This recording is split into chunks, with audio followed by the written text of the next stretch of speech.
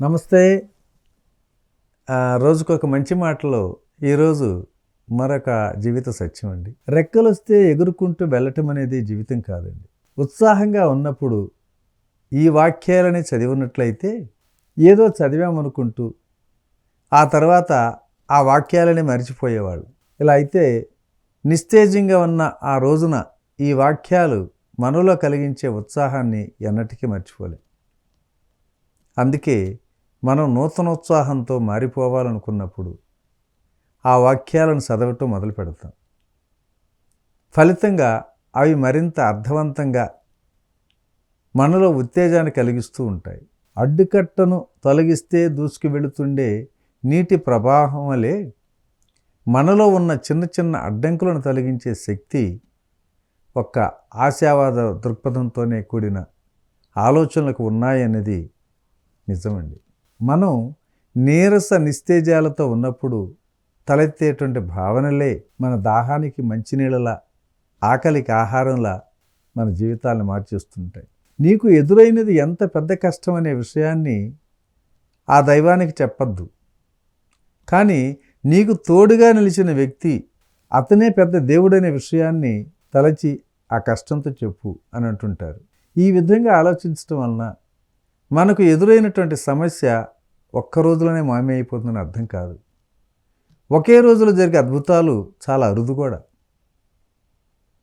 ఈ ప్రపంచం యొక్క ప్రత్యేకత ఏమిటంటే క్షణక్షణానికి మారుతూ ఉండటమే. రాయిలాగా, చెట్టులాగా, అడవి కొండ గుట్టల్లాగా మారకుండా ఉండేందుకే మనం ఒక వన్యప్రాణి కాదు. మార్పు అనేది మానవ లక్షణం. మారుతున్న ప్రపంచం యొక్క మహత్యాన్ని తెలుసుకుంటున్నాను అని లిఖించాడు ఒక కవీశ్వరుడు. మనం ఆశపడినా ఆశపడకపోయినా మన చుట్టూ జరుగుతున్న మార్పులు జరుగుతూనే ఉంటాయి. వాటిని ఆశావహ దృక్పథంతో ఆనందంగా స్వీకరించబోతున్నామా అనే విషయాన్ని మనమే నిర్ణయించుకోవాలి. నిత్యం మన బలహీనతలను తలుసుకుంటూ ప్రక్కకు తొలగిపోకుండా మన శక్తియుక్తులతో పోరాడినప్పుడే జీవితం ఆసక్తికరంగా ముందుకు సాగుతూ ఉంటుంది. మనం అనుకున్న విషయాలను కూడా సాధించగల అవకాశం దొరుకుతూ ఉంటుంది. ఒకే విధంగా ఉంటుంటే జీవితం రుచికరంగా అనిపించదు. జీవితం నిస్తేజంగా అనిపించినప్పుడల్లా మన చుట్టూ చురుకుదనం తప్పకుండా ఉంటూ ఉంటుంది. సమస్యలు మనల్ని పట్టి పీడిస్తున్నప్పుడు వాటికి సంబంధించినటువంటి పరిష్కారాలు కూడా మనకు సమీపంలోనే ఉన్నాయని గ్రహించినప్పుడే అన్ని రోజులు అత్యుత్తమమైనటువంటి రోజులేనండి. అందుకే కొంతమంది ప్రతిరోజును ఒక వినూత్నమైన రోజుగానే భావిస్తూ ఆనందభరితులవుతుంటారు.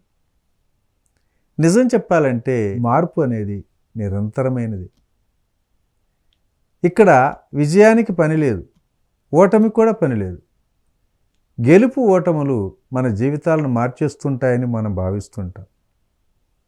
నిజం చెప్పాలంటే ఒక ప్రయత్నమే మన జీవితంలో మార్పును తీసుకొస్తుంటుంది. ఎటువంటి ప్రయత్నాలు లేని జీవితం నిస్తేజంగానే ఉండిపోతుంటుంది. మార్పు ఒక్కటే మారనిది. ఈ విషయాన్ని అర్థం చేసుకోవాలి. జీవితంలో మంచి మార్పు ఏర్పడేందుకు నిరంతరం ప్రయత్నాలు చేద్దాం మిత్రులారా. ఏమాత్రం వెనక తగ్గకుండా ముందుకు పురోగమించుదాం. ఓకే ఫ్రెండ్స్, మరి ఈరోజు ఈ మంచి మాట ఇంతతో ముగించుకుందాం. రేపటి రోజుని మరొక సత్యం ద్వారా కలుసుకుందాం. Okay, thank you. ఇట్లా మీ రామిరెడ్డి, మానస సరోవరం.